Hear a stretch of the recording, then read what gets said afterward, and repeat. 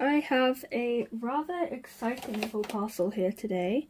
I'm hoping that it has survived the post okay. This is not the ideal transport situation. Before anybody says, no, I'm not wearing gloves, but my hands are very clean. I have removed my rings, and I'm a trained conservator, so I do know what I'm doing. This is literally what I got my degree in, and this is part of my personal collection. I've got some acid-free tissue paper. Tested it with my little pen. If it comes up purple, it is acid-free. This is, while not the oldest thing I have in my collection, probably now the most delicate. It's not in a good condition, which is why I bought her. I know that the silk is very shattered. I'm just trying to carefully unwrap her so we do as little damage as possible and trying to keep the garment supported. Oh gosh. Now, while I do have cotton and latex gloves that I could be using for this, I can't feel the fabric in the same way if I use those. Oh, the lace is lovely. So what I think I'm going to do is, obviously this piece is really only good for study. She's quite delicate. Now ideally I would have another person with me to do this.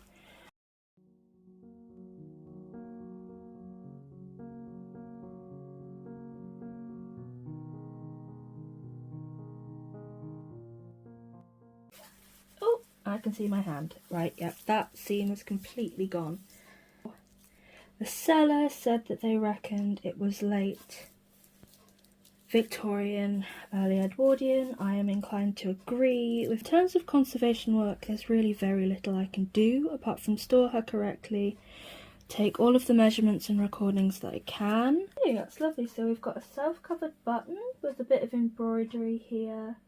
So it would join at the front here, that bit's partially exposed, and it would go all the way up to the neck. It's a lovely, lovely lightweight silk. This is going to take me forever to edit because I'm just going to sit here and be like, oh, wow, all the time. So the same lace is used here on the front and on the cuffs, and also a little bit on the back. We seem to have folded back cuffs here. They have, what kind of fastening? So they would have closed with a hook and eye here. Then, okay, lovely. So the cuffs are probably added on one of the last things. Got a slightly gathered sleeve, but it's not quite a bishop sleeve. This was listed as a mourning jacket, as in the grieving process mourning, not the time of day. It's got a shine to it, which would be less usual for deep mourning. As we get into the Edwardian era, people are also definitely starting to wear black as a colour for evening wear, and walking suits are very popular in black. I've even seen some bicycle suits in black. She's not a small blouse. I imagine that she would probably fit somebody not dissimilar size to me. I think that this is just to help define the waist and gather it down onto something. Sometimes what I do see with these blouses is they have a little thread channel, which is what I was expecting, but actually the gathers are sewn down onto the blouse, which is good for us because it's a lot harder to disturb the fabric. So it's probably why the gathers have survived in a surprisingly okay condition here. The worst shredding is, interestingly, in the areas of the underarms, quite a bit along the back and around the sleeves. We often see more damage to the underarms because obviously if you sweat into your clothes, your body acids then react with the fabric. Now there's nothing I can do about the shattering state of this silk, unfortunately. Once this happens, the only thing we can do in terms of conservation is to record it as accurately as we can. It will, being a natural fibre, eventually biodegrade. So there seems to have been something sewn here. I can see some scarring, but I cannot see anything corresponding on the opposite side. I can't see a maker's mark. So that's interesting. Although around sort of the end of the 19th, beginning of the 20th century, not all local dressmakers had their own labels. Or maybe somebody made this at home. I'm not seeing any scarring here, which would indicate that there would have been boning. So the areas that aren't shattered are a bit less fragile than I was worried they might be, but she's definitely a good candidate for taking a pattern off. Despite how fragile she is, that shouldn't be an issue. So the cuffs have just been folded back and tacked down with a couple of stitches. It's interesting now that the stitching's gone brown, as you can see it. I imagine when this was black, the top stitching would have been a lot less obvious. So you'll have to excuse my wobbly hands. I am not in possession of a gimbal or anything so technologically advanced. So the hooks and eyes are a little bit rusty. What I'll do when she goes into storage is I'll make sure that I've got a little bit of acid-free tissue paper around this area, just so that it doesn't affect the rest of the garment. But she is beautiful. While having the light on, this light isn't ideal, you can see that she's shiny. But thing is, when I'm making my own Victorian blouses, I always think, oh, is this a bit much? And then I look at an original and I think, no such thing's too much.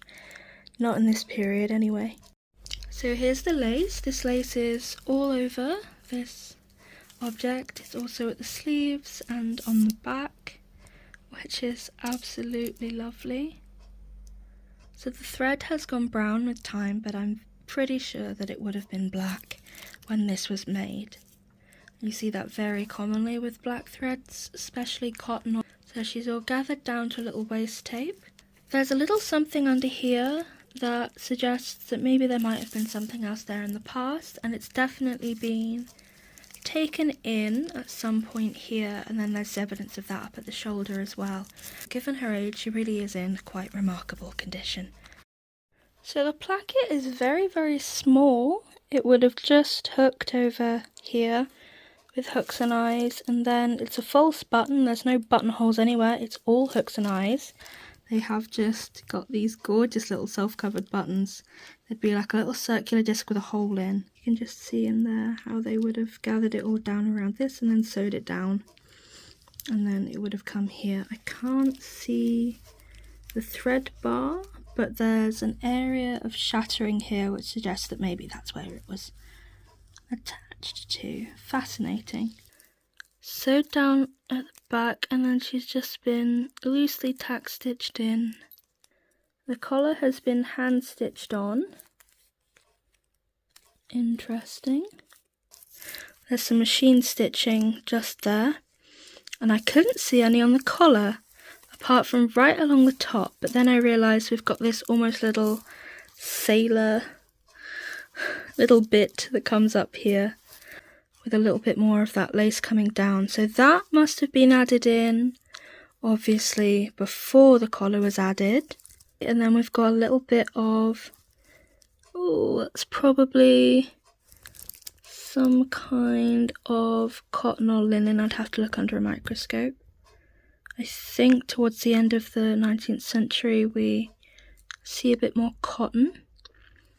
Okay, so it's just been very, very loosely tacked here. Now, if we look at an area that's not shattered, we can see that this silk would have folded over. It wasn't. We're not missing anything from the collar here.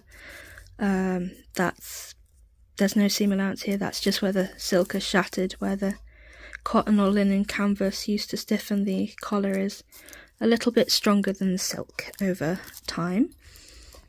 Yep, and there's a little thread bar here, and unfortunately where that hook, you can see there's a proper little hole there where the hook would have sat. I see, so they didn't like how pointy the collar was and they've just turned it under a little bit more. We've all been there. I can't see any maker's marks. This is well made, but it's, you know, it's not couture or anything. It's been beautifully finished, but they definitely have cut some corners in a few places. I love how wonky and big these stitches are. If I read my Victorian sewing manuals, they talk about skipping 3 threads and tiny, tiny, tiny work, but actually in nearly all of the Victorian garments I've had the privilege of examining, most people have gone, ain't nobody got time for that. And are they pin tucks? How deep are we? Not very. Oh, they are tiny. So we have the tiniest little pin tucks here. When I say tiny, I really do mean they're taking up like maybe a millimeter of fabric here. Wow! Crazy. I think they're that little. Oh, yeah. They're very tiny. Interesting. So, while it's quite complicated, I don't think it's used a lot of fabric. There's a lot of detailing work that looks very fussy. It's getting a lot of the appearance and the texture that you would get from deeper pin tucks without using as much fabric. Now, the lace, given that it's everywhere and that it's underneath a lot of these bits here, and it's on the cuffs, I don't think that this lace was added on later. I do think that it is pretty integral to the garment. You can see that it goes into seams here. So it's definitely not been added on. The lace is definitely contemporary. A lot of the time when we get blouses like this, you know, some details have either been lost or replaced. But I just want to see how they've done the sleeve. They've just been folded under. So this sleeve seems to be set in at least partly by machine. But we've got the gathers have been just sort of done with a running back stitch. And then this cuff appears to have just been machined on. But oh, hello, some more hand stitching. So it looks like the cuff has been added by hand. Interesting. Okay. So there's a decorative top stitching bit done. Well, I think it's probably partly decorative, partly to reinforce that seam there.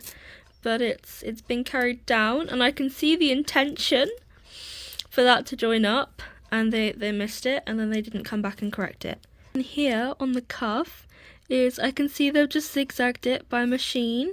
I'm trying to work out if this lace has been made in this shape or if it's been gathered down very slightly.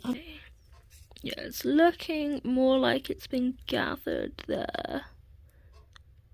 Okay, so that's good to know, because it's easier to sort of work out the quality of a piece by little things like this. If the lace was made in specific shapes, obviously it would be a much more expensive garment than this one. So yeah, we can see a little bit of curling over there. I think they've probably steamed this lace to fit the cuff, and then it's just been tacked in with machine stitches so it can't wibble anywhere or catch on things. Oh, delicious little details. I love that. I absolutely love this bit where I think they were supposed to line up and they didn't. That's delightful. So what I'm doing today is I am properly packaging up this beauty. Obviously this is not ideal. You should never have stark folds, especially with a shattering silk. So I finally got a box big enough that I can store this properly, and that is what I'm going to do today. I have a garment box. It is not the most ideal garment box. I do have a proper sort of conservation archive level museum quality box, but it is currently full. I need to save up for another one because they're not cheap. You can see here, literally along the seam fold of the shirt, or the shirtwaist, or the blouse, whatever we're calling it, it has completely shattered along that line. And that is why this is a fantastic example of the importance of handling and storage of garments. I like to take bust and waist measurements of historic garments. The 24-inch waist myth can die a death already. I would say it's about 31-inch waist. That's really interesting. Wonder what the underarm measurement's going to be. Is 22 inches. Say 12 and a half. It's about 12 and a half inches there. I'd say that it's probably 45, 46 inches around the bust. That's really interesting. Okay, I wonder what the neck circumference is, just out of curiosity. Let's find that out as well. Okay, 15 inches around the neck. Okay, so this is not a tiny person's garment, but it's by no means a plus size garment. I'd say this is a pretty average size person.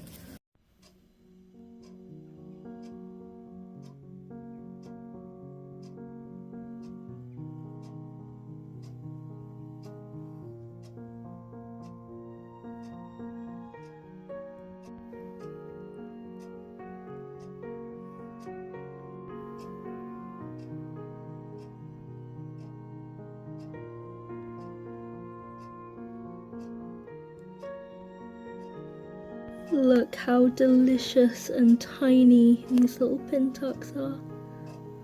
Oh, I love them. I think they're just fabulous.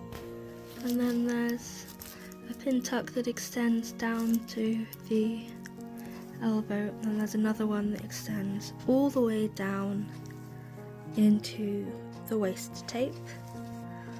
Got a little close up on this lace. Oh, it's just delicious.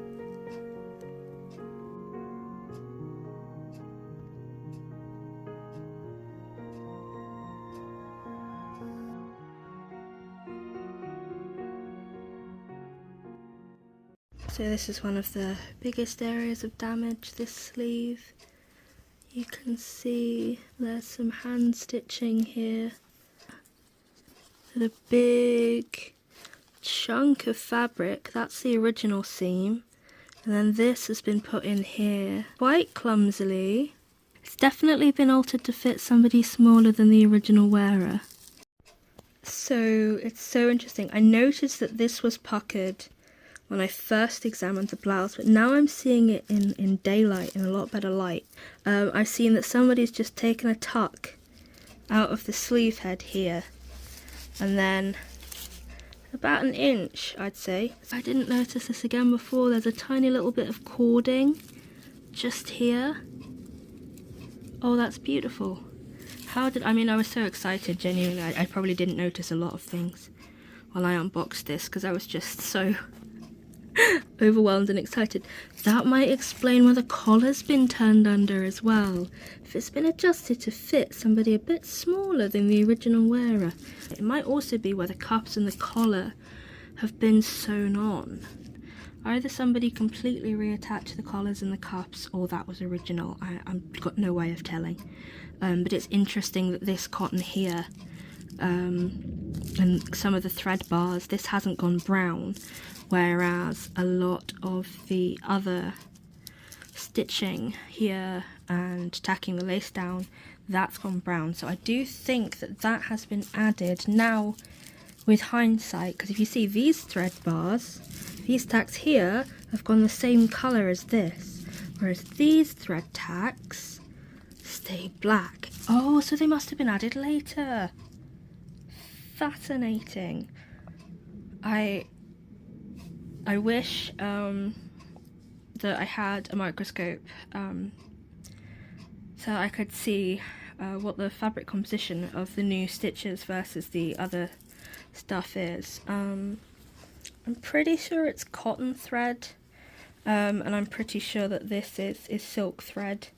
If you see, the silk's held its colour and the cotton hasn't. I have seen that a lot before, because I have never ever in my life seen an example of a blouse, a black blouse from this period with brown top stitching. It's a really weird choice, especially because with the lace, the brown, it doesn't blend in, and that's why I think that the colour has changed over time rather than it originally being done in brown. Just because if you've spent that much time setting that lace down, why would you use a brown thread? It doesn't make sense, especially because that doesn't coordinate with the buttons. I mean, I could be wrong, somebody could have just used brown thread. It seems like a really weird choice, and I do know that dyes, sometimes black dyes go brown over time. I very much want to make this blouse for myself. It's just delightful. I really, really do love it. And I'm sure that you've already seen plenty of me saying that in this video already, so I'm going to get her properly packaged up for you guys. And then we can get on to the next exciting thing that I have to show you, which you should be seeing the next video after this one comes out.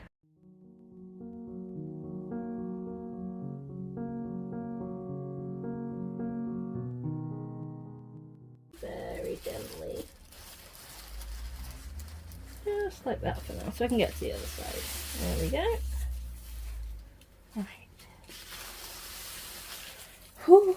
No, it's fine. This isn't nerve-wracking at all. I keep feeling like one of the lab technicians should be hovering behind me, except I've graduated now, so I'm now left to my own devices, which is a little nerve-wracking.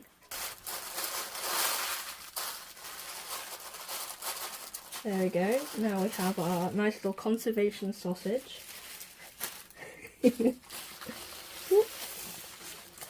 See? That's why you always have a little bit underneath. Life hack. Makes it so much easier when there's only one of you. Okay, this sleeve's a bit more intact, so this should be less scary. And I can't make it worse, because that's the opposite of conserving something. Ah. Okay, go on. Gently does it. In we go. Whew. That was not nerve-wracking at all, no. Oh goodness, come on, gently does it. Whew. Okay.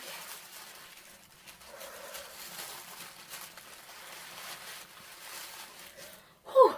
Okay. Oh, mate. Oh, that was... Okay. I'm not gonna lie, that was a little bit scary. Oh, but now we have 2 padded shoulders. Yay! Nice and supported. But the thing is that you can't overstuff, that puts stress on the fabric. And you can't understuff, because that puts stress on the fabric. I'd rather be gentle and have to finesse it slightly than do it once badly. Stop making distressed hobbit noises for a moment and get the box out, shall I? That would be smart, wouldn't it? Wiggle you out the way, my dear. Do I talk to objects like they're old people? Yes. Am I going to stop? Probably not. This is by no means the ideal storage solution, but it beats a plastic box. And it beats the shoebox that it was temporarily stored in. So this is a acid-free garment bag. It looks very similar to Tyvek, but it isn't Tyvek. I was designing this storage solution. What I would probably do is have correct type of like cardboard, like pasteboard, and then something to lift it out. So I'd have like a box inside the box that would be able to be lifted out, and then it would fold flat on a table.